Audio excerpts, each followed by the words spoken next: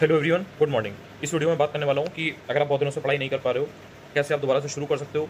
दूसरी चीज़, कौन सी ऐसी चीज़ें हैं जो आप करोगे तो जो भी हज़ारों लाखों कैंडिडेट्स हैं उनसे आप आगे आ पाओगे। ठीक है, इनके बारे में वन बाय वन बात करते हैं। देखो, सबसे पहली चीज़, अगर आप बहुत दिनों से पढ़ाई नहीं कर पा रहे हो और आपके दिमाग में एक नेगेटिविटी आ रही है, आपको एक स्ट्रेस हो रहा है। देखो, डिप्रेशन बहुत बड़ी चीज़ होती है। इतना आसानी से आप ये मत सोचा करो कि आपको डिप्रेशन है। उसके बारे में जब साइंटिफिकली पढ़ोगे तो आपको पता लगेगा डिप्रेशन एक ऑल टुगेदर एक बहुत बड़ा टॉपिक है, एक बहुत बड़ी चीज़ होती है। ठीक है, 4 दिन स्ट्रेस होने say that is not called depression. तो पहले तो अपने दिमाग से ये निकालो, बिकॉज जितना आपको ये लगेगा कि मैं डिप्रेशन में हूँ, मैं डिप्रेशन में हूँ, मैं डिप्रेशन में हूँ, उतना ज़्यादा आपका जो माइंडसेट है वो उसी तरीके का हो जाएगा कि आप डिप्रेशन में हो।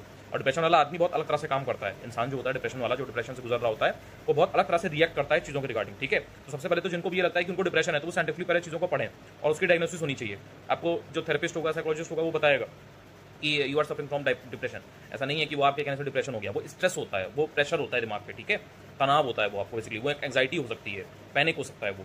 तो पहली चीज़ तो ये। दूसरी चीज़ कि अगर आप बहुत दिनों से पढ़ाई नहीं कर पा रहे थे किसी भी वजह से, फैमिली इशूज़ हो, मेंटल हेल्थ इशूज़ हो, फिजिकल इशूज़ आपके हो रहे हो, कुछ हेल्थ वगैरह गड़बड़ हो, या और कुछ आपको प्रॉब्लम चली हो लाइफ में, टाइम ना मिल रहा हो सकता है कि आप ऑफिस की वजह से इतना लोड हो काम पर कि आप उतना टाइम पढ़ाई पर दे ही ना पा रहे हो। देखो, सबसे पहले एक चीज़ समझो कि अगर आप बहुत दिनों से पढ़ाई नहीं कर पा रहे हो तो ये मत सोचना कि आप एकदम से कॉपी अपनी उठाओगे या सोर्सेज उठाओगे। आप प्लानिंग बहुत तगड़ी कर लोगे और आप 8-10 दिन की प्लानिंग बनाओगे और उसके बाद में आप 8-10 दिन घंटे पढ़ाई करने लगोगे।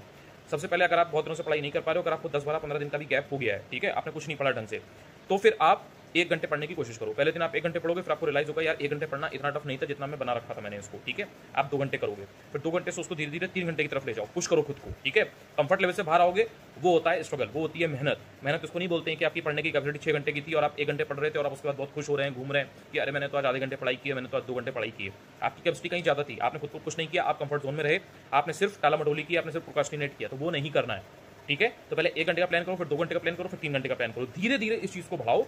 और इस चीज़ को, अगर आप फ्री हो पूरे दिन, अगर आप जॉब वॉब नहीं कर रहे हो, अगर आपका समय है तो 7 से 8 घंटे 9 घंटे पढ़ाई करो, जितना मैक्सिमम कर सकते हो। ठीक है, और कोई 3 जगह दिमाग नहीं लगाना है, घूमना फिरना इधर उधर, यूट्यूब, इंस्टाग्राम, फेसबुक, इन सब जगह टाइम वेस्ट नहीं करना है। कुछ बन जाओ, कुछ अचीव कर लो, उसके बाद में जो जितना चलाना है इंस्टाग्राम, यूट्यूब, फेसबुक कर लेना, बैठ के फिर इंटरव्यू देखना, पॉडकास्ट देखना, जो दुनिया भर की चीज़ें हैं वो देखते रहना। ठीक है, एक बार अभी जो लाइफ की प्रॉब्लम है, देखो एक बात ध्यान रखना, अभी बता देता हूँ, शायद तुम्हारे काम आए। जो चीज़ें टाइम में, जो टाइम आपका चल रहा है उस टाइम पर जो चीज़ें आपसे एक्सपेक्ट की जाती हैं, आपकी सिचुएशंस, आपका टाइम आपसे मांगता है, रिक्वायर करता है कि ये चीज़ आपको करनी चाहिए, अगर वो चीज़ आप उस टाइम पर नहीं कर रहे हो तो उसके अलावा आप कोई भी चीज़ कर रहे हो, भले ही वो कितनी भी प्रोडक्टिव हो, कितना भी अच्छी हो, लेकिन वो आपके लिए काम की नहीं है, वो आपको रिजल्ट नहीं देगी और अल्टीमेटली आपको प्रॉब्लम ही होगी लॉन्ग टर्म में। इसलिए अगर आपको इस समय आपके एग्जाम के अगर 100-102 दिन बचे हुए हैं आरओ के लिए 27 जुलाई के लिए, और आपके लिए इस समय डेली बेसिस पे 7-8 घंटे पढ़ना जरूरी है, तो आप इस समय पढ़िए। आप 2-3 घंटे, 4 घंटे, 5 घंटे अपने इधर उधर वेस्ट मत करिए, चाहे वो घूमना फिरना हो, चाहे वो इधर उधर हर हफ्ते भर में ट्रिप मारना हो, चाहे वो इधर उधर लोगों से घंटे घंटे वीडियो कॉल पर बात करना हो, या फिर कुछ भी हो, एनीथिंग। आप सबका अपना डिफरेंट होता है, सबका अपना पर्सनल होता है, तो आप जानते होंगे। तो इस समय अगर पढ़ाई करने का टाइम है तो आप पढ़ाई करिए। अगर आप फुल टाइम प्रिपरेशन करते हैं तो 7-8 घंटे, 9 घंटे, 10 घंटे जितना आप दे पाएं, उसके अलावा सिर्फ आप अपना जो बेसिक काम है वो करिए, सिर्फ पढ़िए। ईट, स्लीप, ट्रेन, रिपीट, ये होता है ना, तो इस तरीके से आप पढ़िए, अच्छा खाइए, अपनी थोड़ा सा हेल्थ पर ध्यान दीजिए और बाकी जो बेसिक जरूरी काम है वो करिए। उसके अलावा कहीं अपना तीसरी जगह दिमाग नहीं लगाना है। जो लोग ऐसे हैं जो वर्किंग है और ऑलरेडी कहीं काम कर रहे हैं, ठीक है, बिजी हैं, उनको ये देखना है कि भाई मेरे पास उतना समय तो है नहीं, 10 घंटे, 12 घंटे, 9 घंटे, 8 घंटे, उनके सामने ये इशू नहीं आता है बेसिक वाला कि जो एक उस इंसान के सामने आ रहा है जिसके पास 10 घंटे हैं, उनके पास इशू ये आता है कि उनको पढ़ने का समय नहीं मिलता है। अब उसके लिए ये सोल्यूशन होता है कि देखो आपके पास, आप ऑलरेडी वर्किंग हो, आपको ये देखना है कि भाई मैं 4 से 5 घंटे कैसे निकालूं। देखो 2 घंटे पढ़ाई करने से भी नहीं होगा, मैं बहुत ऑनेस्टली बात करता हूँ भाई, समझ में आए तो ठीक है, आप ही का फायदा है, आप ही का नुकसान है अगर आप नहीं समझोगे तो। 2 घंटे पढ़ोगे नहीं कर पाओगे, क्योंकि बेयर मिनिमम 4-5 घंटे की रिक्वायरमेंट है इस एग्जाम को निकालने के लिए, बेयर मिनिमम, अगर आप कायदे से पढ़ाई करते हो तो जो बच्चा फुल टाइम है वो 7-8 घंटे, 9 घंटे, 10 घंटे दे रहा है, उसमें से उसका जो रियल आउटपुट है वो 4-5 घंटे, 6 घंटे आया जा रहा है। आप अगर कहीं वर्किंग हो तो आप 4 से 5 घंटे निकालो, कम से कम 4 घंटे निकालो, और उसमें आप एकदम प्रॉपर स्मार्ट वे में चीजें करो, अपना दिमाग खोल करके यहाँ से पढ़ाई करो। ये नहीं कि आपने सिर्फ ऐसे नींद में पढ़ा, उसी टाइम पर आप 10 बार व्हाट्सएप चेक कर रहे हो, 10 बार आप ये चेक कर रहे हो कि किसका नया वीडियो आ गया, आप 10 बार ये चेक कर रहे हो कि भैया वीडियो कॉल तो नहीं आई है किसी की, फिर आपने तो अंदर फोन लगा लिया, आप 1 घंटे, आधे घंटे घर पे बात कर रहे हो। पहले पढ़ाई कर लो 4 घंटे की, उसके बाद में चाहे घर पर बात करो, चाहे किसी से बात करो, फर्क नहीं पड़ता। इसी तरीके से जो फुल टाइम प्रिपरेशन कर रहे हैं उनका भी है कि 7-8 घंटे पढ़ाई कर लो, उसके बाद में 15 मिनट चाय पीने चले जाओगे, 1 घंटा किसी से बात कर लोगे, उससे कोई आपका नुकसान नहीं होगा। लेकिन जो डेली बेसिस पे चीज़ें करनी है, 7-8 घंटे, 6 घंटे की पढ़ाई या 4-5 घंटे की क्वालिटी स्टडी, वो आपको करनी पड़ेगी, वो आपको करनी पड़ेगी, वो आपकी जगह कोई और नहीं करेगा। वो नहीं करोगे, कॉम्पिटिशन से बाहर हो जाओगे। जैसे जंगल होता है तो जंगल में सर्वाइवल के लिए कुछ चीज़ें करनी पड़ती हैं, आप वो नहीं करोगे, आप सर्वाइव नहीं कर पाओगे। इसी तरीके से जो कॉम्पिटिशन है, जो 10 लाख के ऊपर फॉर्म पड़े हुए हैं, तो अगर सपोज 7-8 लाख लोग एग्जाम देने जाते हैं तो 7-8 लाख से 6-7 हज़ार में जो भी पोस्ट है उसके हिसाब से जो भी बच्चे प्री में क्लियर करेंगे, जो आएंगे, तो उन 7 लाख से 6 हज़ार में, 5 हज़ार में या 7 हज़ार में आने के लिए आपको वो चीज़ें करनी पड़ेंगी जो बाकी लोग नहीं कर पा रहे हैं, तभी तो आप उन 6-7 हज़ार में आओगे ना। तो ऐसे अगर प्रॉब्लम तो सबके साथ है भाई, देखो मैं ये नहीं कह रहा कि आपकी प्रॉब्लम जायज़ नहीं है, वो जायज़ है, लेजिटिमेट है, बट प्रॉब्लम ये है कि प्रॉब्लम से एग्जाम नहीं निकलता। आपको एक रास्ता ढूंढना पड़ेगा, बनाना पड़ेगा कि मेरे को कैसे भी करना है। अब उसके लिए ये वीडियो है जो आपको हेल्प करेगा या समझ में आएंगी चीज़ें। जो वर्किंग है ऑलरेडी 4-5 घंटे का आपके पास टाइम है, अपना स्मार्ट वे में चीज़ें करो। देखो कि भाई कौन सी चीज़ें ऐसी हैं जो करना बहुत ज़रूरी है और पहले करना ज़रूरी है। अपनी स्ट्रेंथ देखो, अपनी वीकनेस देखो।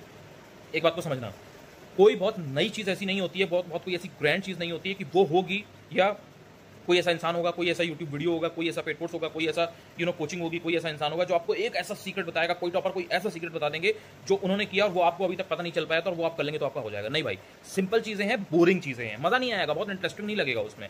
तुम्हें अपने लेवल को, अपना जो तुम्हारा कंफर्टेबल है उसको तोड़ना पड़ेगा, अपने मन को हराना पड़ेगा। तुम्हारा मन करेगा लाओ घूम आए जाके, लाओ 1 घंटे बात कर लें इनसे, लाओ 4 दिन ट्रिप पे चले जाएं, लाओ 4 दिन कुछ और कर लेते हैं, पढ़ने का मन नहीं करेगा, तुम्हें फिर भी बैठ करके डेली बेसिस पे पढ़ाई करनी है। तो ये जो कंफर्ट लेवल से बाहर आकर के आप स्ट्रगल करते हो ना, ये होता है स्ट्रगल। ये जो मेहनत आप करते हो ये होता है स्ट्रगल, ये होता है चैलेंज। ठीक है, तो आपको ये चीज़ देखनी है कि जो सिंपल और बोरिंग चीज़ें हैं वही आपको रिजल्ट देंगी। 20-25 साल का पीवाईक्यू है, उनमें जो भी टॉपिक्स या थीम आए हुए हैं उनको बार बार अच्छे से पढ़ो, उनको रिवाइज करो और उसके बाद में उनकी प्रैक्टिस करो टेस्ट पेपर के थ्रू। ठीक है, ये जो सिंपल चीज़ है, यही ऐसी चीज़ है जो आपको रिटर्न दे देगी 100 दिन के बाद में। ठीक है, जब आपका एग्जाम होगा। लेकिन अगर आप ये सोचोगे कि कोई और बहुत कोई नई चीज़ ऐसी है, कोई न्यू चीज़ ऐसी है जो करनी पड़ती होगी, जो बाकी लोग कर रहे हैं जो मैं नहीं कर रही है, जो बाकी लोग कर रहे हैं वो मैं नहीं कर रहा, तो आप कहीं ना कहीं एक ट्रैप में फंसे हो। आप बेसिक चीज़ों को छोड़ के उस तरफ जा रहे हो कि कुछ और नया, कुछ और नया। आपको लग रहा है कि कुछ मिस हो रहा है, कुछ मिस नहीं हो रहा। वही बेसिक चीज़ें हैं, उसी को आपने 10 बार कर लिया तो आप निकल जाओगे, क्योंकि बाकी लोग वो भी चीज़ नहीं करेंगे और यही कॉम्पिटिशन है। तो जो बेसिक चीज़ें हैं उनको करो। पीवाईक्यू 20-25 साल का जो भी है, जितने भी टॉपिक थीम आए उनको आप अच्छे से करोगे, प्रैक्टिस करोगे।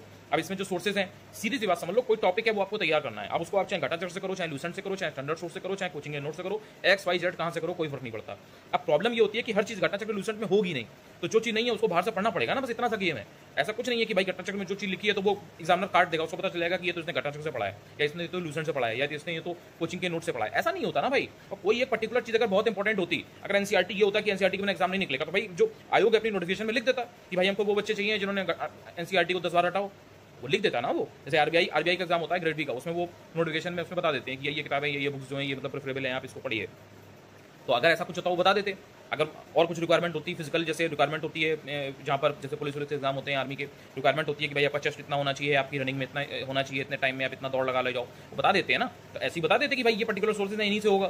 तो इन सब ट्रैप से बाहर आओ, जो बेसिक चीज़ें हैं उनको अच्छे से पढ़ाई करो। किसी इंसान को 2 बार पढ़ के याद हो जाता है, किसी को 4 बार पढ़ के याद होता है, तो आप अपना देख लो कि आपको कितनी बार में याद होता है। चीज़ें फिक्स कर लो, अपने हिसाब से टारगेट बना लो। टेम्पलेट के लिए मैंने डेली बेसिस पे टारगेट शेयर करता ही हूँ, और उनको डेली बेसिस पे करने की कोशिश करो। खुद को जब पुश करोगे तभी आपको कॉन्फिडेंस आएगा। जब तक खुद को पुश नहीं करोगे आपको कॉन्फिडेंस कभी नहीं आएगा, क्योंकि आपकी कैपेसिटी है 4 घंटे काम करने की, आप कर रहे हो 1 घंटे। आपको अंदर से वो चीज़ आप इसको बताओगे नहीं, रोज आपसे कोई पूछेगा भी नहीं, ना आपकी मम्मी पूछेंगी, ना पापा पूछेंगे, ना भाई पूछेगा, ना बहन पूछेगी, ना आपके फ्रेंड्स पूछेंगे, आपको सपोर्ट ही करेंगे। आप उनको लगेगा अरे भाई लड़का अच्छे से कर रहा है, लड़की अच्छे से कर रही है, ये तो कर लेगी इस बार। और टेक्निकली उनको इससे ज़्यादा बहुत फर्क नहीं पड़ता, लेकिन उनको फर्क तब पड़ेगा जब आपका रिजल्ट आएगा 0, जब आप फेल हो जाओगे, तब उनको फर्क पड़ेगा। आप उनकी जो एक्सपेक्टेशंस होंगी, जो होप्स होंगी, जो उनके जो भी चीज़ें होंगी, वो उस समय आपको रियलाइज होंगी कि यार ये तो मैं यहाँ पे चूक गया, मैं तो यहाँ पे रहेगी। और ये बहुत गोल्डन अपॉर्चुनिटी है। 100, 102, 103 दिन का टाइम अभी भी यहाँ पे बचा हुआ है आपके पास। 27 जुलाई को एग्जाम है, अभी तक जो पढ़ लिया। अब ये देखो कि भाई ठीक है, अब मेरे को मैं क्या चीज़ें गलत कर रही थी या मैं क्या गलत कर रहा था। जो चीज़ें गलत कर रहे थे उसको सुधारो पहले से, क्योंकि अगर आप उन चीज़ों को सही नहीं करोगे तो काम नहीं बनेगा। दूसरी चीज़, प्लानिंग से ज़्यादा एग्जीक्यूशन पर फोकस करो। सिर्फ प्लानिंग करने से कुछ नहीं होता। आपने बहुत एक फैंसी सी डायरी ले ली, कोई एक आपने प्लान बना लिया कि मैं 15 दिन में ये कर दूंगा, मैं 1 महीने में ये कर दूंगी, और वही चीज़ जब सिंपल सी चीज़ 10 दिन करने की बात आई तो आप उसमें फ्लॉप हो गए, आप उसमें फेल हो गए। तो पहले अंदर से अपने मन को स्ट्रॉन्ग करो थोड़ा सा कि नहीं भाई मेरे को कैसे भी करना है। आपका जो माइंडसेट है उसको उसमें थोड़ा भरोसा लाओ, खुद की इज्जत करना सीखो, खुद पर एक होता नहीं, खुद पर कॉन्फिडेंस रखो। और वो ऐसे नहीं आता, वो तब आता है जब आप खुद को चैलेंज करके उससे आगे बढ़ते हो। तो खुद को थोड़ा सा तपाना पड़ेगा, आपको मेहनत करनी पड़ेगी। ऐसे हवा में कोई चीज़ नहीं मिल जाती है, या आपको जिसने भी सिखाया है या जहाँ से भी आपने सुन लिया है कि बहुत आसान है, बहुत आसान है। आसान कुछ नहीं है भाई। 7 लाख लोग पेपर देने अगर चले गए ना, और उसमें से 6-7 हज़ार लोगों में आना है, तो आसान कैसे हुआ ये जंगल में होता है ना, अपने प्रे के लिए, अपने शिकार के लिए, अपने खाने के लिए लड़ाई करनी पड़ती है, दिन रात जग करके एकदम अपना प्लान करना पड़ता है, घात लगानी पड़ती है, उसके बाद में शिकार मिलता है इंसान को, वो जो होता है जानवर होता है उसको शिकार मिलता है। सेम उसी तरीके से ये चीज़ें, बस ये एक सिविलाइज सोसाइटी है, तो इसमें यहाँ पे आप कॉम्पीट करो एग्जामिनेशन के थ्रू। अगर आपसे 3,000, 4,000, 5,000, 10,000 साल पहले चले जाओ तो आप भी बेसिकली एक जानवर ही थे। चिंपैंजी कैसे फाइट करता था, कैसे अपने खाने के लिए लड़ता था, आप भी बेसिकली वैसे ही थे, हम लोग सब लोग वैसे ही थे। ये सिविलाइज सोसाइटी है, मैनमेड सोसाइटी है, तो इसमें उस तरह से चीज़ें काम करती हैं और प्रैक्टिस आपको करनी पड़ेगी। दूसरी चीज़, एक जो लास्ट वो बता देता हूँ, एक होता है पढ़ाई का एस्पेक्ट, आपने पढ़ाई कर ली। एग्जाम जब देने जाओगे वहाँ पर बहुत सारी चीज़ें ऐसी होंगी, ठीक है, बहुत क्वेश्चन, जैसे 140 पे अगर क्वेश्चन जीएस के आ रहे हैं उसकी बात करता हूँ, तो 20 से 25 क्वेश्चन, इवन 30 क्वेश्चन ऐसे हो सकते हैं जो आपको लगेगा यार मैंने तो इतनी पढ़ाई की थी, ये तो क्वेश्चन पता नहीं कहाँ से आए, ये तो उन्होंने क्या ही पूछ दिया। आपका देख के मूड ऑफ हो जाएगा, आप इरिटेट हो जाओगे। वहीं पर जो इंसान खुद को संभाल ले गया, अपनी नफ्स को होल्ड कर ले गया, वो आगे निकल जाएगा। ये प्रेशर को एब्जॉर्ब करना ही तो सारा गेम है ना, इस बात को समझो। जो अनसर्टेनिटी है, जो अनिश्चितता है, आपको नहीं पता क्वेश्चन कहाँ से आएंगे। बैंक का पेपर होता है और भी जो पेपर होते हैं उसमें क्या होता है, उसमें पता होता है कि भाई जो रीजनिंग का सेक्शन है, जो मैथ का सेक्शन है, उसमें ये चैप्टर्स होते हैं, टॉपिक्स होते हैं। इनसे जनरली 5 क्वेश्चन आएंगे, इनसे जनरली 3 क्वेश्चन आएंगे, इनसे नहीं 2, पता रहता है। आप उस टॉपिक का 50 बार प्रैक्टिस कर लोगे, आपका हो जाएगा। ये जो एग्जाम है आरओ, यूपी, यूपीएससी, ये क्यों टफ है? यहाँ आपको पता नहीं होता है ना कि एग्जैक्टली कौन से क्वेश्चन आएंगे, एग्जैक्टली कौन सा टॉपिक आएगा। आप एज्यूम करते हो, आप प्रिडिक्ट करते हो, आप जो प्रीवियस ईयर का ट्रेंड रहा है उससे चीजों को समझते हो, तो आप क्लोज चले जाते हो, लेकिन एग्जैक्ट तो आपको भी नहीं पता। तो आपको जो अनसर्टेनिटी है, जो अनिश्चितता है, जो नए नए क्वेश्चन आ रहे हैं, उनसे डील करना आना चाहिए। जो प्रेशर है भाई, आप आरओ बन जाओगे, आप आरओ बन जाओगे। चलो मैं आरओ की बात एक बार को नहीं भी कर रहा, आप पीसेस जैसे पीसेस में आओगे। आरओ में भी है, ऐसा नहीं है। मेंटल जो फाइट है बहुत होती है, बहुत ज्यादा पॉलिटिक्स होती है, बहुत सारी चीजें होती हैं छोटी छोटी। आपको सिर्फ आपने केवल रोजी चीजें देखी हैं ऊपर से। 80,000 सैलरी मिल रही है, गाड़ी मिल रही है, सफारी है किसी के पास, स्कॉर्पियो है, उसने पीछे लिखवा रखा है समीक्षा अधिकारी। आपने ये सब चीजें देख करके ना आप उसमें इन्फ्लुएंस हो गए हो। आपको लग रहा है बस यही जिंदगी है, बस एक बार ये कर लो फिर तो मौज ही मौज है। फिर हम दरोगा को झापड़ मार देंगे, हम कमिश्नर को जूता मार देंगे। ऐसा इंसान के दिमाग में ना फेक ईगो डेवलप हो जाता है। इंसान को ये नहीं लगता कि तुम्हारे ऐसे 50 तुरम खान थे। तो एक बात को समझो, जितनी भी बेसिक चीजें हैं उनको आपको ढंग से करना है। अनसर्टेनिटी की आपको प्रैक्टिस करनी है। जो भी नए नए क्वेश्चंस हैं जो एग्जाम में आ रहे हैं, जो आपको प्रेशर देते हैं, आपको स्ट्रेस देते हैं, उनसे डील करने की तरफ देखना है। देखो एग्जाम में ऐसे क्वेश्चंस होंगे जिनकी इन्फॉर्मेशन आपके पास नहीं होगी, ठीक है, आपको हर चीज नहीं पता होगी, लेकिन फिर भी आपका दिमाग यहां से ऐसा डेवलप हो रखा हो, आपका एप्टीट्यूड ऐसा हो कि आप उन 4 ऑप्शन में से आंसर निकाल पाओ। कैसे? अपनी प्रायर नॉलेज से, जो आपके पास ज्ञान है उससे आप कुछ ना कुछ ऐसा सिस्टम बना पाओ कि आप उनका आंसर निकाल पाओ। इस चीज की प्रैक्टिस करनी है। अब देखो ऐसा नहीं है कि जो 30 क्वेश्चन नए आ रहे हैं जो आपको नहीं आते हैं, बहुत पढ़ाई करने के बाद भी उन 30 के 30 के आप आंसर निकाले जाओगे, जरूरत ही नहीं है ना।